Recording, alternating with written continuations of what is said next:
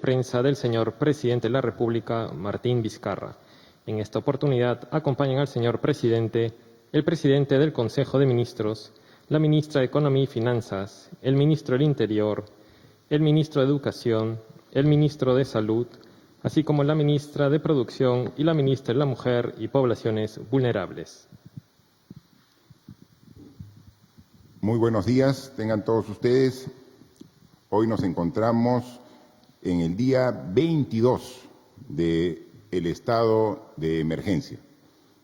Hoy es 6 de abril y si ustedes recuerdan, exactamente hace un mes, el 6 de marzo, precisamente en este mismo ambiente, en la sala Túpac Amaru de Palacio de Gobierno, anunciamos al país entero el conocimiento por parte de la información que nos dio el Ministerio de Salud del primer caso peruano de infectado con el virus, el COVID-19. Ha pasado un mes y realmente parece que hubiera pasado mucho más tiempo por la gran cantidad de decisiones que hemos tomado en este mes para estar lo mejor preparados como país, como población, como conjunto, para enfrentar esta enfermedad que es tan contagiosa y que en muy poco tiempo, en pocos meses, ha comprometido a más de 200 países en todo el mundo. Empezó hace algunos meses en China, parecía tan lejano que llegue a nuestro continente, y pasando poco a poco por diversos países, llegó el 6 de marzo. Y cuando llegó, como era un caso de un ciudadano que había estado en Europa, se pensaba también que la posibilidad de contagio al interior era mínima. Y comenzó a expandirse esta enfermedad, primero en Lima, luego una región, luego otra, y ahora casi ha cubierto ya el territorio nacional. Esta enfermedad nos ha obligado a tomar decisiones difíciles, pero necesarias. El día 16 de marzo, a los 10 días del primer caso en el Perú, declaramos el estado de emergencia, que ahora estamos en el día 22 y que lo evaluamos muy a detalle respecto a los diferentes indicadores que nos muestran el nivel de evolución de esta enfermedad. Hay otros países que han sido contagiados antes que el Perú y podemos ver en ellos cómo es el proceso, que tiene una etapa inicial, que comienza a expandirse la enfermedad, que llega a un pico alto de niveles de contagio y que luego gradualmente comienza a descender. Incluso hay algunos países que ya comenzaron a descender y se confiaron y nuevamente rebota la curva con nuevos contagios. Lo que nos hace a nosotros en el Perú tomar todas las precauciones para manejar de la mejor manera esta enfermedad. Lo dijimos desde el primer día que no íbamos a escatimar ningún esfuerzo, no lo hemos hecho. Y eso nos permite estar preparados para los momentos difíciles que ya hemos vivido y los que todavía vienen por delante. Cuando nos preparamos como Estado, ponemos el esfuerzo para poder responder a los requerimientos de la enfermedad. Hemos habilitado nuevos hospitales. Hemos dispuesto de mayor cantidad de equipos. Hemos facilitado al personal asistencial de salud, de las Fuerzas Armadas, de la Policía, para que puedan hacer la labor que les corresponde. Como en estas ya más de 3 semanas, que prácticamente por el estado de emergencia muchas actividades económicas se han paralizado, hemos hecho una serie de medidas y las hemos implementado para atender a la población vulnerable que se afecta en mayor grado de las decisiones que hemos tomado. Todos nos afectamos, Desde el momento que no podemos salir de nuestras casas, ya todos estamos afectados. Pero siempre existe población que es más vulnerable que el resto del país. Y a ellos van dirigidos nuestros principales esfuerzos de atenderlos. A la población, a las empresas que también se ven afectadas con esta paralización de actividades económicas. Y los atendemos a las empresas porque detrás de las empresas hay trabajadores que también tenemos que atender. Entonces, el trabajo es arduo, pero el compromiso es permanente. O sea, no aflojamos en ningún momento. O sea, seguimos con el mismo esfuerzo, entusiasmo y compromiso que el primer día, sabiendo que no hemos llegado todavía a la parte más difícil. Porque, como ustedes apreciaron la semana pasada, cuando con ayuda de una gráfica les expliqué a todo el país cómo es la evolución de la enfermedad y lo que hemos logrado con las medidas de inmovilización social y el distanciamiento que hemos solicitado a la población y que gran parte lo ha cogido, de tener una curva que crezca de manera muy abrupta, de tal forma que no tendríamos los mecanismos adecuados para responder la demanda y que le hemos aplanado esa curva, pero en esa curva que si bien está aplanada, sigue en ascenso, ¿no? ¿Y cuándo vamos a llegar a la parte superior de esa curva? ¿No? Es como subir una montaña, es como subir un cerro, y en la medida que nos acercamos a la cima, tenemos que hacer más esfuerzo. Estamos en ese tramo, en el tramo del tercio superior para llegar a la cima, a la cúspide de esa montaña. Y de ahí va a comenzar a bajar. Seguirán todavía los problemas cuando comenzamos a bajar, pero se comienzan a minorar gradualmente. Pero todavía estamos en el tercio final del ascenso a esa montaña, y como los que hemos hecho ese tipo de ejercicios, cuando estás por llegar a la cima de un cerro, de una montaña, de una colina, es cada vez más difícil. Tenemos que hacer más esfuerzo, y cuando parece que estamos más cerca, tenemos que redoblar el esfuerzo para llegar y cumplir con el objetivo. Estamos en ello, ¿no? Y precisamente el ministro de Salud manifestaba que esta semana, o quizás dos, ¿no?, son difíciles, porque los casos van a incrementar aún más, y nos va a merecer la respuesta de todos los que tenemos que afrontar esta enfermedad de manera mucho más intensa. Pero sabemos lo que viene y estamos preparados para enfrentarlo. Eso es lo importante. Aquí, lo que sería crítico es, en primer lugar, no saber qué va a pasar, ¿no? Es decir, estamos con los ojos vendados y no sabemos qué viene. Eso sería un problema. Sabemos que viene la parte final de este ascenso a esta montaña y que es más difícil. Sabemos que viene. Eso nos da tranquilidad para, con conocimiento de causa, afrontar mejor el problema. Y eso también nos permite esforzarnos más con toda la respuesta. Y lo estamos haciendo. Hoy hemos tenido una larga jornada de trabajo con el ministro de Salud y su equipo, ¿no?, de su equipo que ve los diferentes aspectos que tiene que atender, ¿no?, con este comando de operaciones que tiene que ver a nivel nacional cuál es nuestra respuesta, ¿no? Y hemos visto, por ejemplo, que Lima, siendo la capital del país, siendo la ciudad con mayor población, estamos trabajando articuladamente, pero que en algunas regiones no estamos haciendo la articulación adecuada, que en algunas regiones falta un liderazgo regional claro, definido, para poder establecer las medidas específicas para cada región. Y le he encargado al ministro de Salud para que ponga con el equipo especial atención a algunas regiones y que vaya a esas regiones o envía personal altamente calificado para que haga esa gerencia y ejerza ese liderazgo. Porque, como hemos dicho siempre, a nosotros nos preocupan todos los peruanos y peruanas, y tenemos que ver por dónde los problemas comienzan a generar mayor preocupación para atender esos problemas, ¿no? Pero lo tenemos absolutamente evidenciado y monitoreado, y lo seguimos haciendo de esta manera. Entonces, ¿Que vienen 1 o 2 semanas difíciles?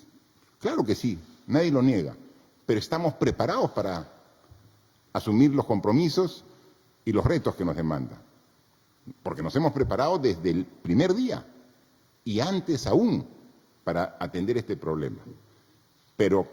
Y en este proceso, como lo hemos dicho y siempre lo hemos aceptado, tenemos deficiencias. Deficiencias propias nuestras, claro que sí, pero deficiencias estructurales que vienen de hace décadas de nuestro sistema de salud y que ahora se evidencian ante una crisis tan grave como la que estamos pasando. ¿Y qué hacemos ante una deficiencia? ¿Ocultarla? Nunca. Tenemos que aceptar la deficiencia. Esquivarla tampoco. La única forma cuando encuentres una deficiencia, un problema, es enfrentarlo, y así lo hacemos. Y hemos encontrado deficiencias en algunos hospitales, en algunos procedimientos, en algunos protocolos, inmediatamente lo vamos corrigiendo. Deficiencias de coordinación, en algunos procesos de compra, encontramos, inmediatamente los corregimos. Y vamos a insistir en que este último esfuerzo que tenemos que llevar adelante todos los peruanos, lo tenemos que hacer en unidad. Y a mí me hacen una pregunta, ¿y por qué algunos dicen que falta 1 semana y otros dicen que falta 2 semanas para llegar a la parte superior? Porque depende de la respuesta de la población. Si la población respeta, como por ejemplo ayer, la inmovilización todo el día, con 1 semana es suficiente para llegar a la cúspide. Ayer comenta el ministro del Interior, los casos de detenidos han sido mínimos. O sea, en todo el país la población ha acatado mayoritariamente la inmovilización de todo el día domingo. Pero sin embargo, el día sábado ha habido concentraciones de población multitudinaria, principalmente en los mercados, que ha ido contra lo que estamos demandando hace más de 3 semanas, que la forma de combatir esta enfermedad es con el distanciamiento social. Pero si estamos en un mercado todos juntos, amontonados, o sea, estamos haciendo una proliferación del virus, ¿no? Y entonces, si tenemos ese tipo de actitudes y comportamientos, quizás ni las 2 semanas sean suficientes. Ni las 2 semanas van a ser suficientes si somos irresponsables en ese tipo de actitudes. Si actuamos como ayer todos responsablemente, lo podemos vencer mucho más rápido. Porque lo que también ha demostrado este virus es que lo vence no el país que tenga más poder económico. Hay varios ejemplos clarísimos. Primeras potencias del mundo, sumamente afectados. No es el poder económico, no es la capacidad científica que tengan para poder atender las demandas de esta enfermedad. Hemos visto que países que han enfrentado de manera adecuada y lo tienen de alguna manera bajo control son los países con una población disciplinada. Esta es toda la diferencia de quién enfrenta este problema y lo resuelve de manera adecuada. Depende de la población. Obviamente, el gobierno tiene que hacer su parte y estamos trabajando en ello, aumentando los hospitales, los respiradores mecánicos, el equipo de protección personal y una serie de requerimientos que lo estamos trabajando. Pero está claramente identificado. Los países que tienen una población que disciplinada y es perseverante en el cumplimiento de lo que está establecido como la clave para enfrentar esta enfermedad, rapidito han salido de ello. Entonces, tenemos los ejemplos, los que han sido útiles con buenas soluciones y los ejemplos que hemos visto que están generando muchísimo daño en su población, con muerte, con lágrimas, con dolor, que también los venimos sufriendo nosotros, pero en mucho menor magnitud, y queremos mantenerlo dentro de esas proyecciones que habíamos establecido. Es por ello que hoy las cifras que voy a dar es al día 22, ya hemos pasado más de 20.000 personas que hemos tomado la muestra, de los cuales son exactamente 20.414, 17.853 negativos y 2.561 positivos. Aquí siempre sacamos una referencia, 2.561 positivos, lo que quiere decir que de las 20.000 muestras es el 12.5%, ¿no? Empezamos con el orden del 6-7%. Obviamente, mientras más se expande la enfermedad, vamos subiendo el porcentaje. Hay países donde más o menos los positivos son el 60% de la muestra, ¿no?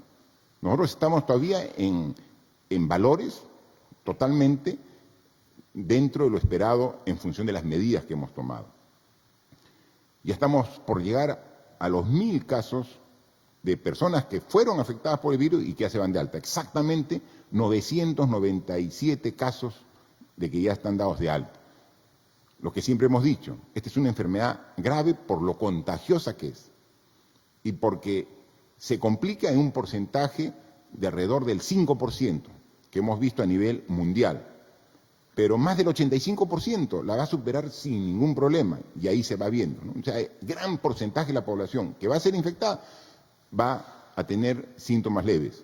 Nos preparamos porque hay un porcentaje importante, por el orden del 5%, que se va a agravar e incluso puede llevar a la muerte de las personas que han sido afectadas.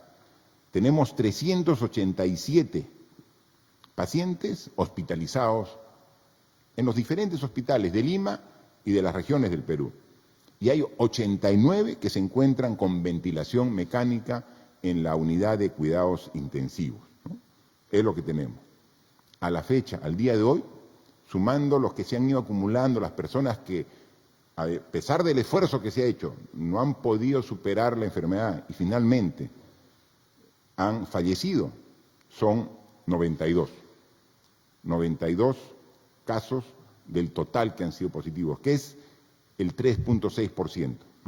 Seguiremos haciendo el esfuerzo para que finalmente la cantidad de personas afectadas sean lo menor posible y que en caso agraven su situación podamos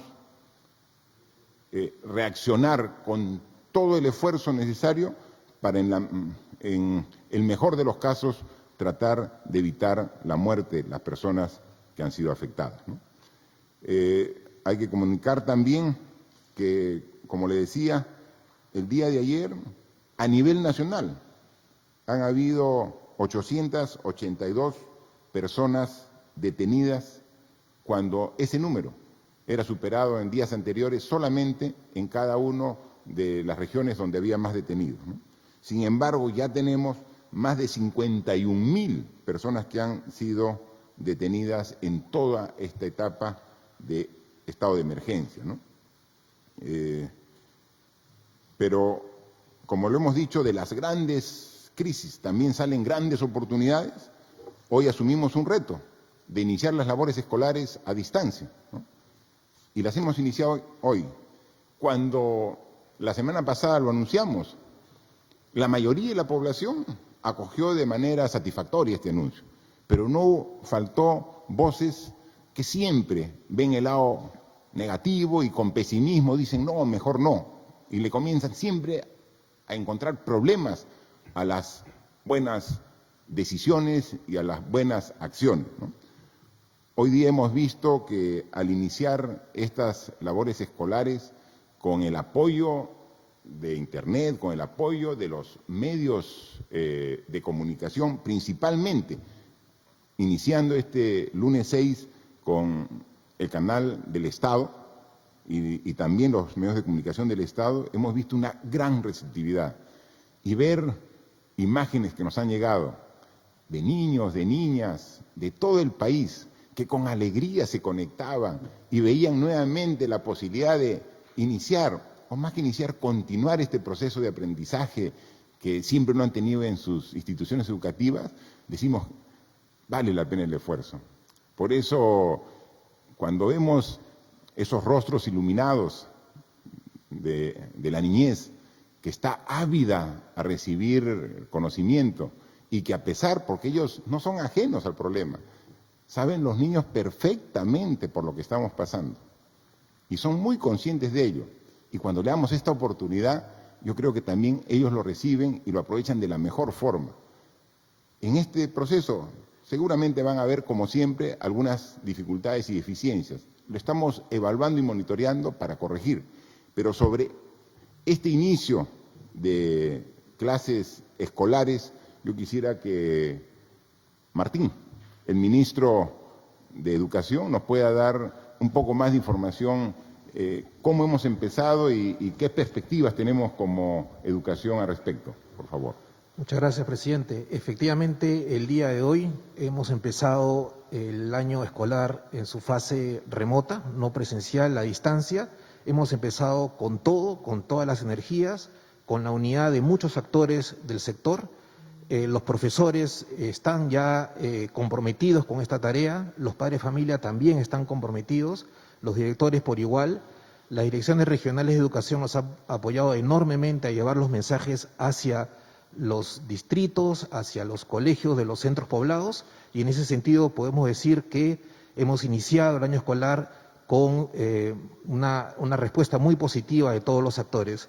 Usted ya lo ha dicho, presidente, hay imágenes muy bonitas, ¿no?, de niños, de niñas, en diferentes ámbitos del país, en ámbitos rurales, en ámbitos urbanos, en casas, fuera de las casas, con una radio, con un celular, con el televisor, con la internet, todos en una idea de aprender, de aprovechar esta oportunidad, y en ese sentido yo quisiera también referirme a todos los niños y adolescentes que también han sido héroes y heroínas en todo este proceso. Ellos han estado respetando todo el confinamiento, han tenido que dejar de jugar en el espacio libre, de salir a jugar al fútbol, al vóley, a lo que sea, por respetar esta decisión del gobierno. Han sido y son también héroes, heroínas, están protegiendo a sus abuelos, a sus abuelas, y ahora uno los ve con unas ganas de aprender que realmente nos emociona enormemente y nos llena de energía para seguir trabajando intensamente. Sabemos que tenemos todavía que mejorar, sabemos que tenemos que asegurar que lleguemos a todos los niños del Perú, pero yo le quiero garantizar, presidente, que vamos a hacer todo el esfuerzo para que efectivamente eso se dé de esa manera. No vamos a dejar de preocuparnos que todos los niños, niñas y adolescentes puedan tener la oportunidad de aprender. Ese es el reto que hemos asumido y estamos seguros que estamos avanzando en esa línea. Gracias, ministro. Y efectivamente, hemos empezado las clases hoy en la mañana para primaria, para el nivel primaria. Y la información es que ya más de 1 millón de usuarios, de estudiantes se han conectado. O sea, además de los que siguen por televisión y por radio en los sitios más remotos. En consecuencia, vemos que dentro de la situación difícil, compleja que estamos, siempre hay espacio para satisfacción y para buenas noticias que nos dan pues el ánimo de seguir trabajando en este gran esfuerzo, porque sabemos que nuestro país es un país que tiene futuro, que tiene un problema serio en este momento como todo el mundo, pero que vamos a salir con la fuerza propia de nosotros, los peruanos. También manifestarles algo sumamente importante, que hoy día ha salido publicado en el peruano el decreto legislativo número 1445, el 1445. Aquí están las normas legales del peruano. ¿Y de qué se trata? Es el decreto legislativo que crea el programa Reactiva Perú, para asegurar la continuidad en la cadena de pagos ante el impacto del COVID-19, ¿no? Es sumamente importante esta norma que hemos dado como Ejecutivo, aprobado en Consejo de Ministros, que es la primera norma que damos a expensas de las facultades que nos ha dado el Congreso de la República para legislar. Recuerden que le pedimos hace algunos días, el Congreso se reunió y nos dio estas facultades. Esta es la primera norma con carácter de decreto legislativo que hemos emitido. Y es sumamente importante, ya lo dijimos la semana pasada, dimos un adelanto, porque significa la garantía del Ministerio de Economía y Finanzas de 30.000 millones de soles para que el sistema pueda seguir funcionando. Es decir, garantía para que las empresas puedan seguir funcionando. O sea, esto va a ser muy poderoso, porque así como tenemos que hacer todo el esfuerzo a través del sector salud para poder atender las demandas de esta enfermedad, que cada vez son más grandes y cada vez tenemos que esforzarnos más para estar a la altura de la demanda del COVID-19, sabemos que también tiene efecto en la economía y entonces el esfuerzo grande del sistema de salud tiene que ir de la mano con un esfuerzo grande en la economía para evitar el menor daño también a todos los peruanos en su economía.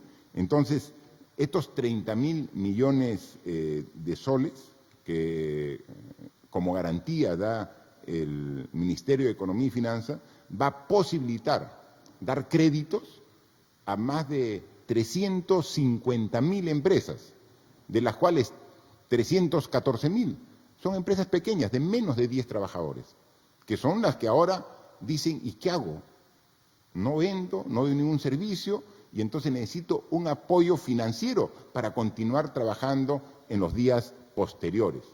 Este es el apoyo que nosotros como Ejecutivo damos con esta garantía de 30.000 millones dirigida a esa gran cantidad de empresas. Es sumamente importante porque esto permitirá que no se rompa la cadena de pagos, que las empresas puedan seguir atendiendo a sus trabajadores, a sus proveedores, y los proveedores, que son empresas más pequeñas, puedan seguir atendiendo a sus trabajadores y a sus proveedores. Y así, por eso llamamos cadena, porque es en cascada, vamos atendiendo, pero también va directamente a la grande, a la mediana, a la pequeña, a la micro. Los 30.000 millones de soles atiende a todas las empresas, principalmente, más de 300.000 a las pequeñas empresas de menos de 10 trabajadores. Así que es sumamente importante que ya esté formalmente publicado en el Diario Oficial Peruano y lo que queda el Ministerio de Economía y Finanzas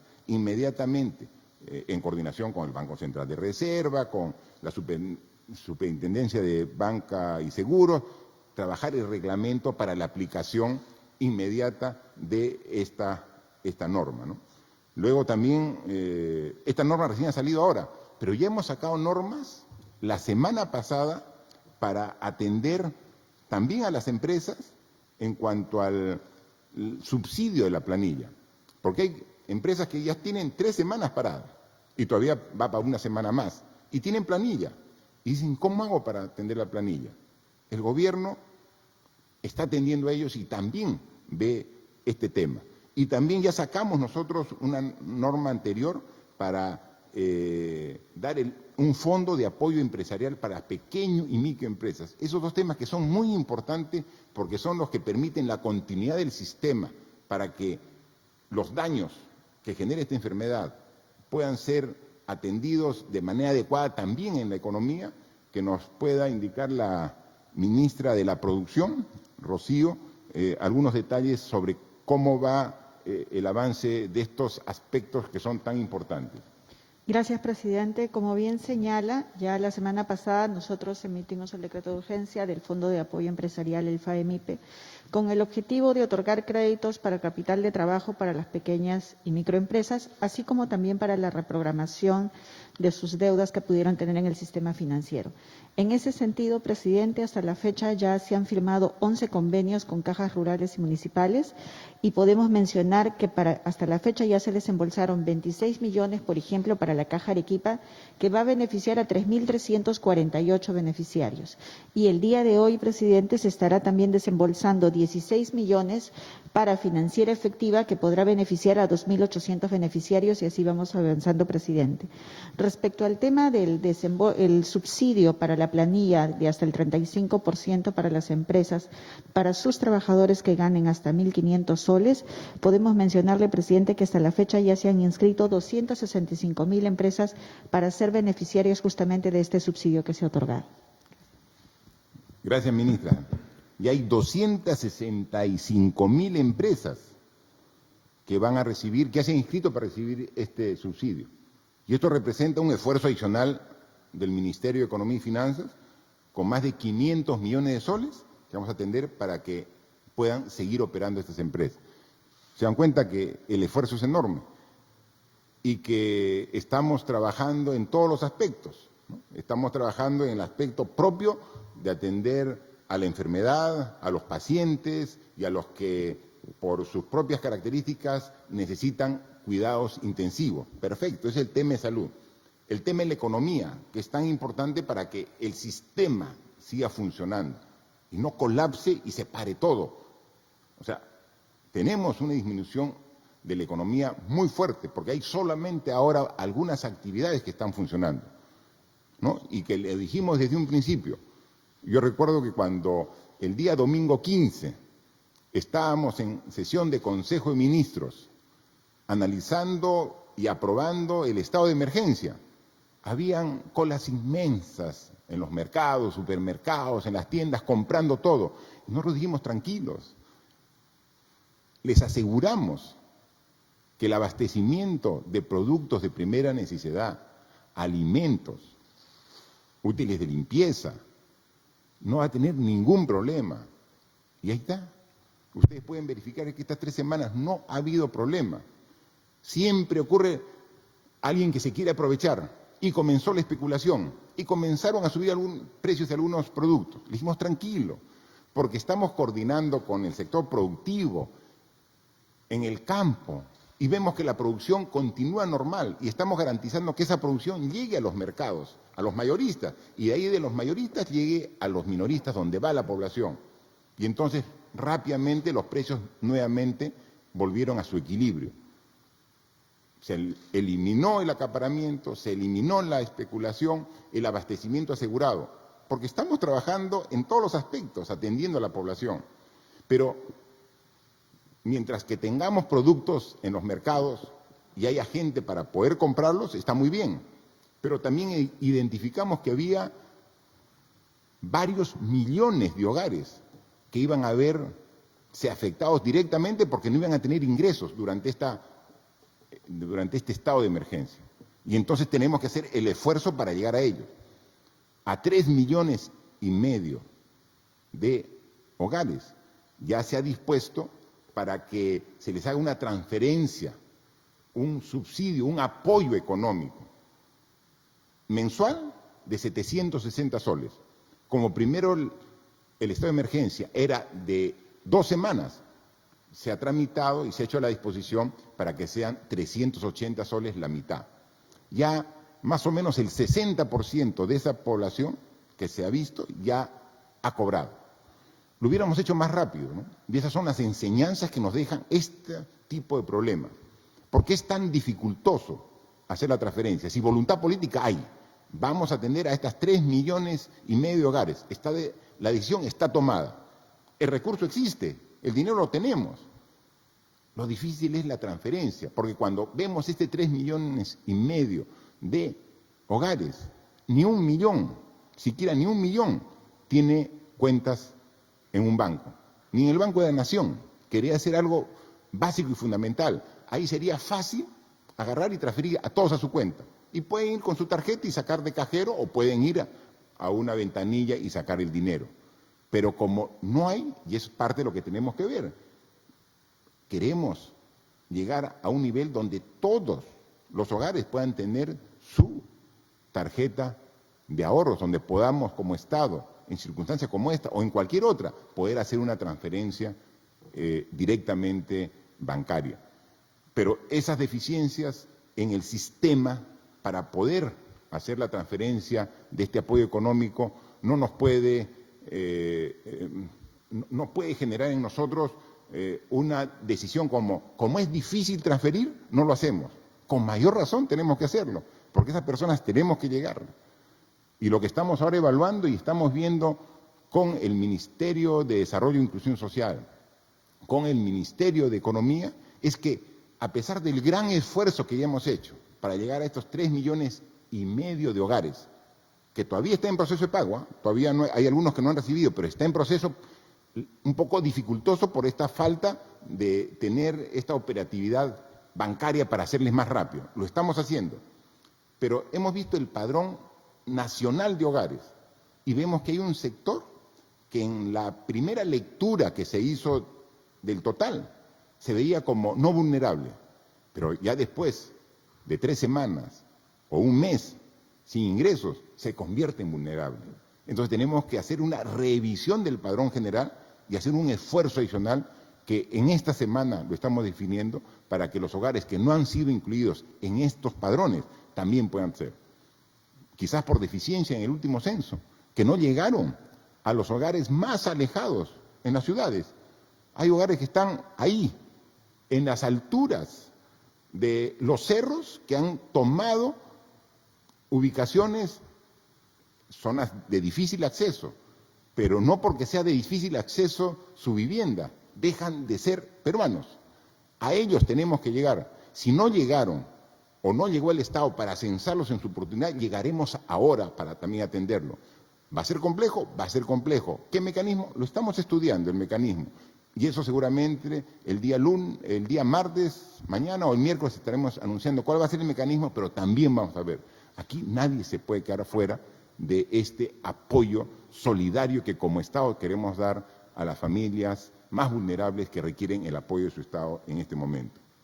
Y así como trabajamos al interior del país, vemos también hacia el exterior los buenos resultados que han tenido algunos países y estamos en contacto con ellos. Hoy día tenemos una reunión de videoconferencia con los países de la región, de América del Sur, y ahí vamos a intercambiar algunas de nuestras experiencias para tratar siempre de buscar tener la mejor posición.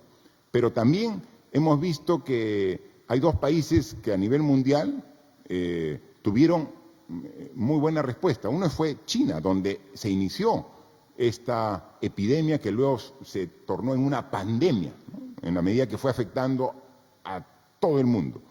Y entonces les indiqué que la semana pasada recibí una comunicación del presidente Xi Jinping, presidente de China, y con él estamos coordinando para un intercambio de experiencias y el apoyo de este país que ya tiene una experiencia en esta enfermedad y que puede dar no solamente su conocimiento, sino también un tipo de equipos y accesorios necesarios. Ayer, en horas de la noche, tuve la oportunidad de conversar telefónicamente con el presidente de un país que ha tenido una respuesta muy eficiente ante esta epidemia, el COVID-19. Me refiero al presidente Moon Jae-in, es el presidente de Corea del Sur. Con él, ayer en la noche, conversamos por un poco más de 20 minutos, donde intercambiamos la experiencia que ellos tienen con el esfuerzo que estamos realizando nosotros. Y hay un compromiso de apoyar, primero desde el punto de vista científico, con la data, cómo ha ido evolucionando la enfermedad en Corea para tomar como referencia en función de las proyecciones que estamos haciendo. Y 2, también en toda su tecnología, ¿no? Ellos tienen propio desarrollo de tecnología para poder afrontar desde el punto de vista científico esta epidemia y hay el compromiso de trabajar muy coordinadamente. Así que estamos recurriendo a todo el esfuerzo propio nacional. El día sábado estuvimos en el Hospital Naval, en Avenida Venezuela, y vimos ya el primer respirador artificial que había producido la Marina con apoyo de la academia, y ya tenía y lo estaba funcionando y aprobado ya por todas las instancias del Ministerio de Salud. Entonces, tenemos que ver cómo nos apoyamos con países desarrollados que producen tecnología, pero también aprovechar esta oportunidad para generar tecnología propia.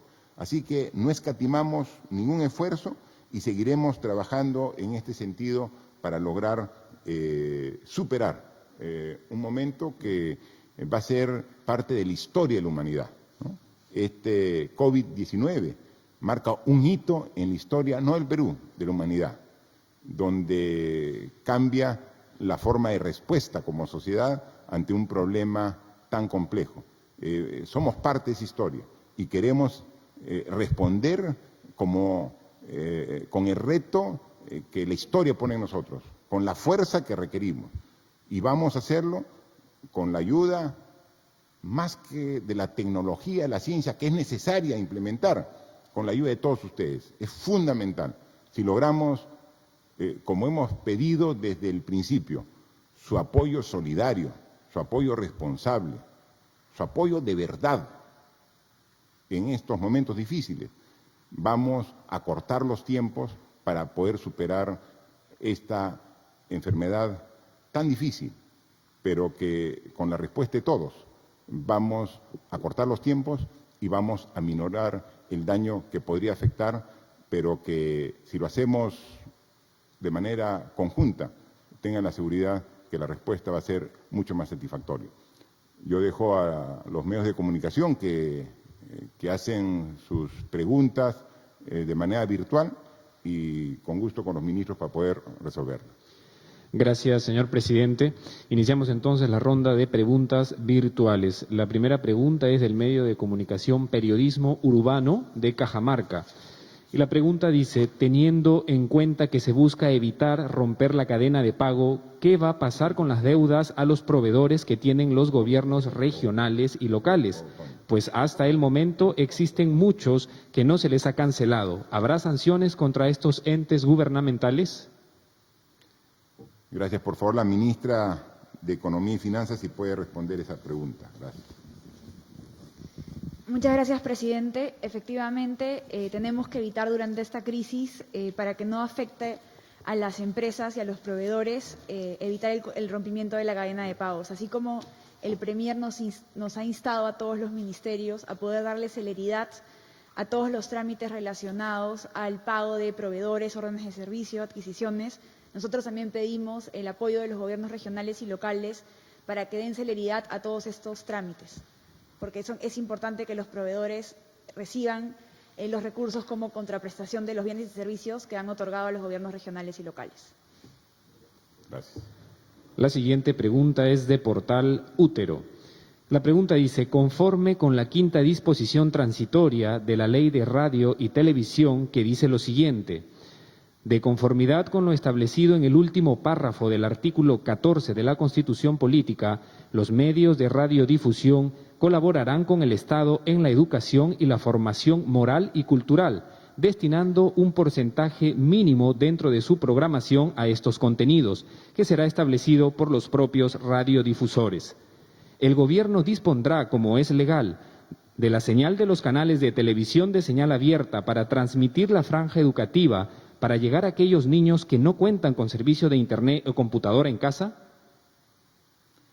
Bien, creo que nuestro ministro de Educación al respecto, como hoy empezamos, tiene una noticia, creo, importante sobre el compromiso de los medios de comunicación privados, porque los medios de comunicación estatales están 100% comprometidos y por eso es que hemos iniciado hoy este tipo de clases escolares a distancia, pero este tipo de decisiones, en la medida que tenga el respaldo de todos, va a ser mucho más efectivo. Ministro, por favor. Gracias, presidente. Efectivamente, desde el primer momento nosotros hemos contado con el apoyo de la Radio y Televisión Nacional, pero también se ha ido sumando un conjunto de actores de medios de comunicación privados. Hemos tenido ya el apoyo del Comité de Radios, que la semana pasada nos manifestó su intención de colaborar de manera desinteresada. En el Comité de Radio están las principales radios nacionales. Hemos tenido también el apoyo de radios regionales para llegar a nivel mucho más desagregado. Ya están con nosotros 350 radios regionales.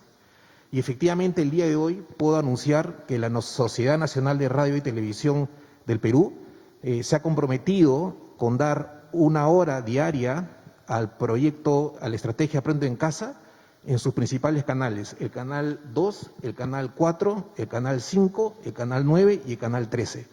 Con eso tenemos a los medios de comunicación apoyando la estrategia Aprendo en Casa y nosotros estaremos ya empezando la producción para poder cubrir los contenidos en esta franja adicional que vamos a tener con los canales privados.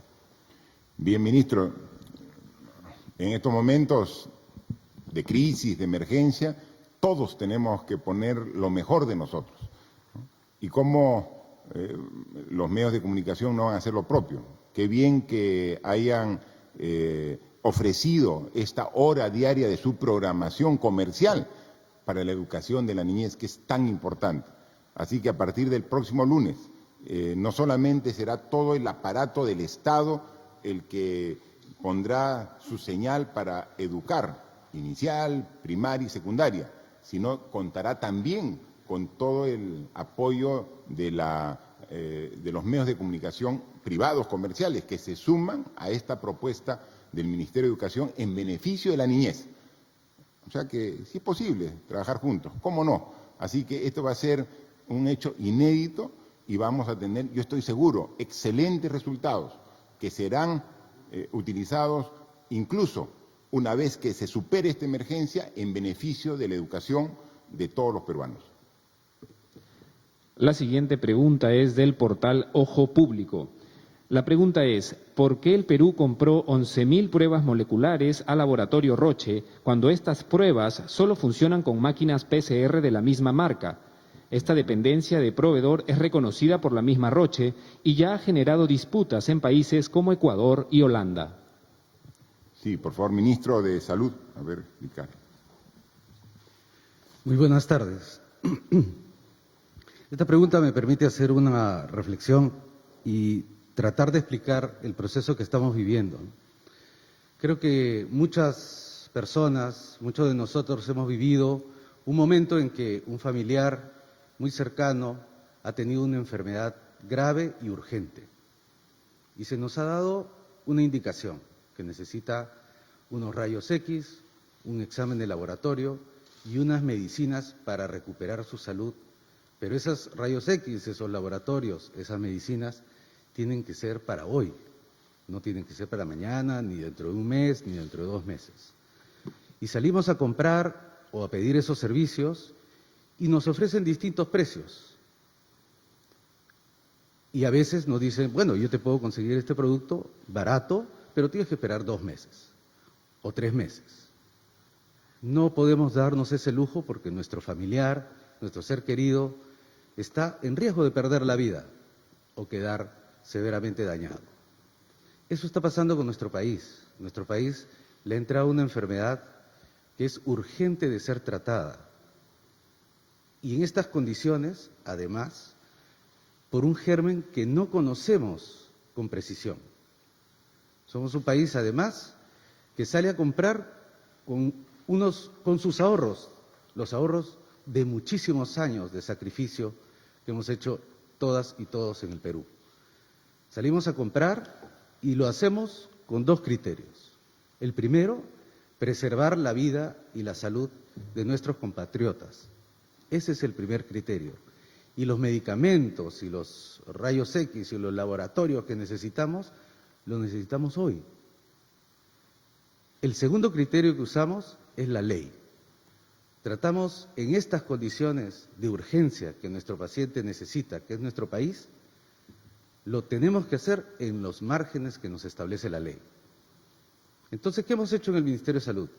Como necesitamos esas pruebas de laboratorio y resulta que no hay muchas farmacias en donde comprarlas, hemos salido a comprar en casi todas ellas, donde tengan el producto a distintos precios, en distintas presentaciones, en jarabe, en pastilla, en inyección, para que podamos tener todas las opciones que ofrecerle a nuestros compatriotas. En el caso en particular de la prueba de laboratorio, ya he explicado aquí en este espacio y en otros espacios que nosotros hemos optado por diversificar. Hemos comprado pruebas moleculares y hemos comprado pruebas serológicas. Las pruebas moleculares las hemos comprado vía distintos mecanismos, vía la Organización Panamericana de la Salud, vía donaciones, vía mercado nacional y vía mercado internacional. En este caso también hemos usado distintos mecanismos de compra que tiene el Estado. En este caso en particular lo hemos hecho a través de Perú Compras. Hemos invitado a 18 postores, 4 de las cuales han sido calificadas por precio y por oportunidad, porque pueden haber tenido un bajo precio y entregar el producto cuando no lo necesitaba nuestro paciente, y finalmente hemos optado por el mejor precio. Ese precio iba añadido el equipo. El equipo no lo estamos pagando nosotros, está en situación de comodato vinculado a la empresa productora del insumo. Pero para evitar que nos enganchemos solo a un productor, hemos hecho compras diversas por distintos mecanismos en distintos mercados. Gracias, ministro. Por favor. La siguiente pregunta es de Vía Televisión de San Martín. La pregunta es, ¿por qué el Ministerio de Economía hasta hoy no designa los presupuestos para los hospitales de Tocache, Moyobamba y Tarapoto, ya que los profesionales de la salud están impagos durante todo este año? Ministra de Economía, por favor.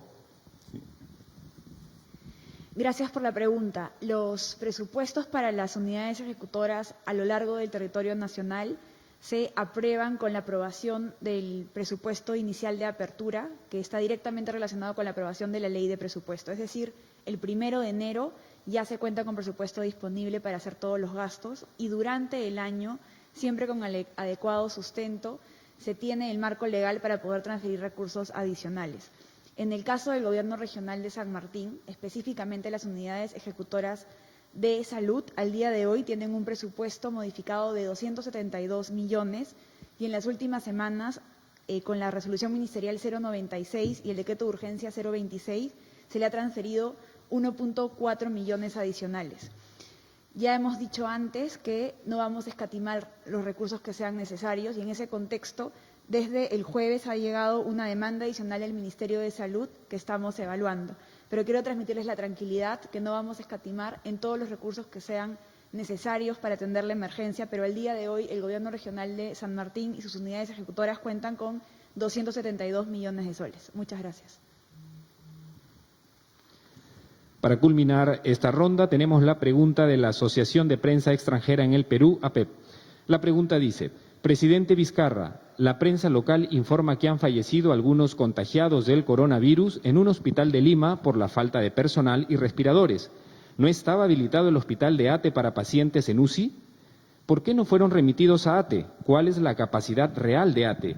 ¿Por qué hay un número mayor de muertes en Perú que en Chile, considerando que hay más casos del coronavirus en el vecino país? ¿En qué está fallando Perú frente a Chile? El viernes se anunció Reactiva Perú en el marco de un plan de estímulo económico sin precedentes en Perú. ¿Cuánto de financiación externa requiere este plan? ¿Se está trabajando ya en una emisión de bonos y gestionando préstamos con organismos multilaterales como el Fondo Monetario Internacional y el Banco Mundial? Bien, la pregunta de la Asociación de Prensa Extranjera en el Perú versa en dos campos. Uno es el campo de la salud, está hablando del hospital de ATE, UCI y la evolución de algunos pacientes que se agravaron. Y otra parte, el tema económico respecto a este decreto legislativo que hoy ya está publicado en el peruano, que es un fondo potente de 30.000 millones de soles para la economía. Por favor, el ministro de Salud en primera instancia. Sí, señor presidente. Como ya se ha manifestado, nosotros nos enfrentamos ante un enemigo cuyas características las conocemos día a día.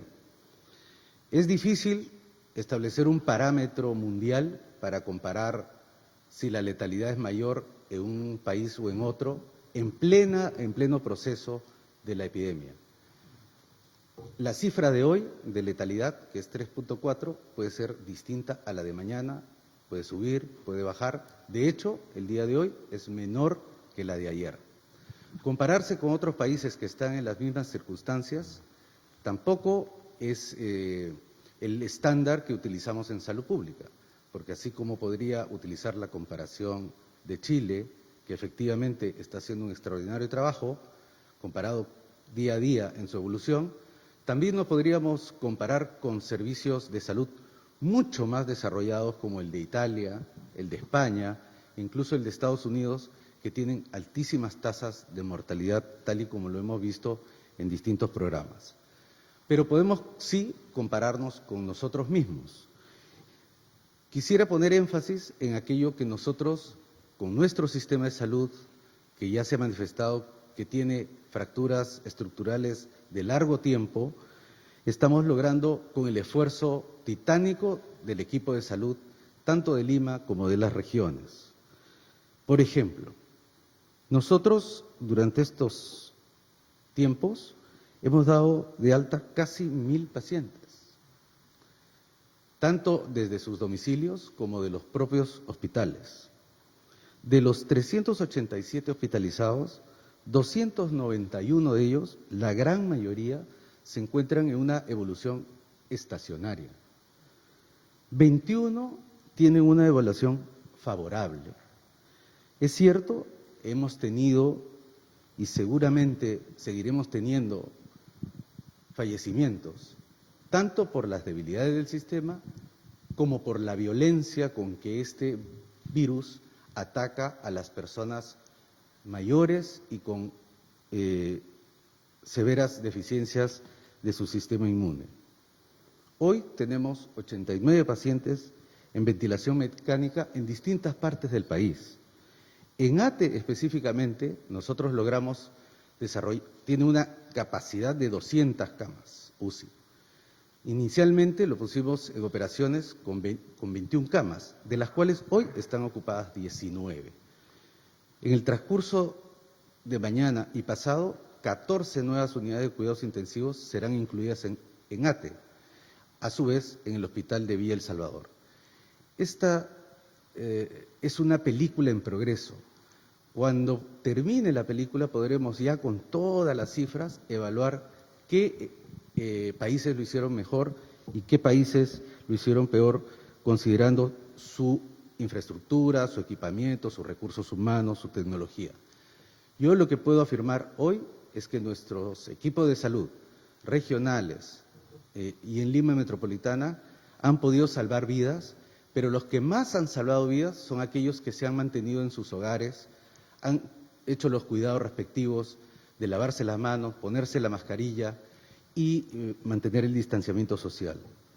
Con referencia a los fallecimientos últimos en el hospital, como le vuelvo a repetir, en la mayor parte de los casos son personas muy severamente comprometidas. Los últimos 2 fallecimientos en un hospital fueron de una persona de 83 años con una fractura de cadera y neumonía, y otra persona de 73 años, severamente desnutrida, con leucemia y neumonía. Pacientes muy críticos y que muchas veces, por más que se hacen los esfuerzos organizacionales, médicos y movilizar toda la ciencia, no podemos arrancarlos de la muerte. Gracias, ministros. Sí, yo también, mientras que iba usted respondiendo, entré yo aquí en mi celular, que uno puede entrar a la información global del coronavirus, y dice que al momento, ¿no? Por ejemplo, tenemos que a nivel mundial ya superamos el 1.300.000 infectados con el COVID-19. Exactamente, 1.312.628. O sea, con esa precisión podemos ver, ¿no? Y así como tenemos esa información global de cuántas personas en todo el mundo, de ahí está parte de ese 1.312.628 infectados, están pues los 2.561 del Perú, está nuestra contribución ahí al 1.300.000. Pero también entramos a esta misma información cuántas personas lamentablemente ya han fallecido en el mundo por esta enfermedad. Y tenemos que son 72.636. Lamentablemente, ya ha cobrado 72.000, más de 72.000 muertes esta enfermedad en los pocos meses que está afectando a toda la humanidad. Entonces uno hace una división simple, 72.636, entre 1.312.628, 5.5%. ¿no? Más o menos la letalidad que a la fecha, porque esto es dinámico, seguramente dentro de una semana, dentro de un mes, de acá a un año se va a hacer el análisis general. La letalidad es que el 5.5% de los infectados lamentablemente fallece. Esto es a nivel mundial. Nosotros tenemos nuestras cifras acá del Perú. En el Perú tenemos 2.561 casos positivos. ¿Y cuántos han fallecido? Lamentablemente, porque cada muerte nos duele. Cada muerte como peruanos la sentimos. Han fallecido 92 personas, ¿no? Dividimos 92 entre 2.561, es 3.6%. 3.6% de letalidad en el Perú respecto a 5.5% de letalidad en el mundo. Casi 2 puntos porcentuales menos, ¿no? ¿Qué tenemos que lograr? Mejorar día a día. Y por eso no nos comparemos con uno o con otro, porque vamos a tener 200 países para poder compararnos. Comparémonos con nosotros mismos, mejoremos día a día nuestra respuesta. Eso es, o sea, cómo solucionamos el problema en una región que se comienza a desbordar y vayamos juntos a atenderla. O sea, aquí seamos nosotros mismos los que nos esforcemos para cuidar a nuestra gente. Ese es el esfuerzo que pedimos de todos. Por eso es que agradecemos a la primera línea de salud, que está ahí, enfermeras, médicos, personal técnico, todos, a las Fuerzas Armadas que están ahí en la medianoche, en la madrugada, cuidando que cumplan la inmovilización obligatoria, a la policía, eso. Ahora ya hemos dado una norma porque es obligatorio, si salen de sus viviendas, usar la mascarilla, obligatorio. Pueden usar una mascarilla, esta mascarilla es la que usan en los centros hospitalarios. Esta, más simple, pero igual de efectiva, pueden usar. Pero estamos pidiendo y hemos autorizado para que a través del Ministerio de la Producción fabricar aquí 10 millones de mascarillas para poder distribuir a la población, para que todos tengan. Entonces, ¿cuál es la forma de competir? Nosotros mismos tenemos que cada día ser mejores. Por nosotros mismos, por la salud, por la vida, por el progreso y desarrollo de los peruanos. De eso se trata. Ese es el reto que tenemos por delante. Y estamos dispuestos a asumirlo. Lo estamos haciendo. Con dificultades lo estamos haciendo. Pero con gran optimismo de que sí podemos cumplir con el objetivo de enfrentar de manera adecuada esta enfermedad. Pero bueno, me olvidaba que había una segunda parte de la pregunta. Por favor, ministra de Economía. Respecto específicamente a Reactiva Perú, recordemos que la liquidez viene del Banco Central con una garantía del Tesoro Público. Al día de hoy, esto se computa como un pasivo contingente y si en el futuro se activa la garantía, es decir, si efectivamente el Tesoro Público tiene que poner recursos, sería con endeudamiento. Como sabemos, tenemos endeudamiento de multilaterales y también en el mercado de capitales a tasas muy favorables, entre 2 y 4%. Eso es respecto a Reactiva Perú. Respecto al paquete grande que tenemos que considera la contención y la reactivación económica, hemos hablado de 12 puntos del PBI, pero esto incluye 4 tipos de instrumentos. Primero, las garantías, que está directamente relacionado a Reactiva Perú. Segundo, el ahorro privado. Recuerden que hemos permitido el acceso a fondos de las personas, como su CTS, su AFP. Tercer lugar, medidas de alivio tributario. Hemos prorrogado el pago de impuestos y en el marco de la delegación de facultades nos hemos dado un marco legal para poder evaluar algunas medidas de beneficios tributarios para los sectores más golpeados. Y el cuarto elemento es el gasto público. ¿Cómo vamos a financiar este gasto público? Primero, con reasignaciones presupuestales. En la medida que vamos aprobando decretos de urgencia, dispositivos legales, vamos adecuando el presupuesto. Segundo lugar, con nuestros activos. Nosotros tenemos como país ahorros en diferentes cuentas, tenemos activos, entonces eso también lo vamos a utilizar. Y también con endeudamiento. Como endeudamiento tenemos acceso a líneas contingentes de las multilaterales, pero también como gobierno, no solamente ahora, sino es una práctica que tenemos siempre, estamos evaluando las condiciones óptimas del mercado para ver si es necesario salir una emisión de bonos. Eso es algo que lo hacemos siempre. Recuerden el año pasado cuando la región tenía un problema de convulsión social y política, salimos con una emisión de bonos con tasas muy favorables, rompiendo récords. Entonces, toda la estrategia de financiamiento de este plan está adecuadamente estudiada, estamos siendo muy responsables y analizamos técnicamente las opciones y vamos tomando decisiones en beneficio de todos los ciudadanos. Muchas gracias. Bien, ministra, usted lo ha dicho claramente. Nuestra respuesta no solamente es especial, sino es bastante ambiciosa, como tiene que ser la respuesta de un gobierno que quiere proteger a su país, como nosotros. O sea, queremos proteger a los que son infectados, los que se contagiaron, quizás de una manera involuntaria, quizás también algunos que salieron no cumpliendo las medidas de restricción que dimos y irresponsablemente se contagiaron. Hay que protegerlos y estamos haciendo el gran esfuerzo de protegerlos. Pero ese es un porcentaje de la población el que directamente es afectado por la enfermedad, el que recibe el virus en su organismo. Pero así como tenemos que hacer esfuerzos para cuidarlos a ellos y poner todo nuestro compromiso, nuestro trabajo, nuestro esfuerzo para ellos, tenemos que pensar en los millones de peruanos que no son contagiados por el virus, pero que se afectan de la enfermedad. Y tenemos que dar este tipo de decisiones y acciones que son muy potentes y que son inéditas. La situación que estamos viviendo actualmente en el mundo está haciendo cambiar los hábitos y las costumbres a nivel mundial. ¿Quién iba a pensar hace solamente 2 meses, por ejemplo, que un espectáculo de la dimensión de las Olimpiadas, ¿no? Las Olimpiadas son quizás el espectáculo y de la competencia deportiva más importante del mundo. Y cada 4 años se dan las Olimpiadas. Y era ahora en el mes de julio en Japón, postergada hasta el próximo año. O sea, mire el efecto que tiene. O sea, todo se está postergando. O sea, está afectando todo el desenvolvimiento normal. Obviamente también nos afecta a nosotros, pero tenemos que lograr que afecte menos y por eso estamos tomando todo este tipo de medidas. ¿Y qué pedimos de la población? Que nos acompañen las medidas con el trabajo responsable en su casa. Nosotros hemos dado unas normas para que lunes, miércoles y viernes solamente puedan circular los hombres, martes, jueves y sábado las mujeres. Pero cuando decimos eso, lo decimos con absoluta claridad.